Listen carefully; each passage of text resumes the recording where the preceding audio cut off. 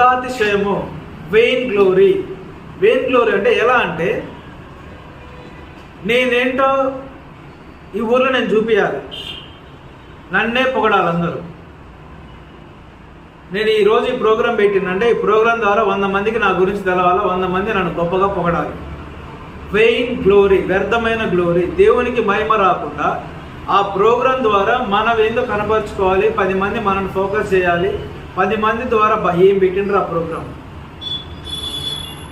అసలు ఈ వ్యక్తి వల్లనే మొత్తం సమస్తం జరిగింది. ఈరోజు ప్రోగ్రాం బిగినింగ్ నుండి ఎండింగ్ వరకు మొత్తం ఈ వ్యక్తి లేకపోతే వేస్ట్, ఈ ప్రోగ్రాం నడిచేది కాదు అని దాని అర్థం. ప్రోగ్రాం నడిపించింది ఎవరు?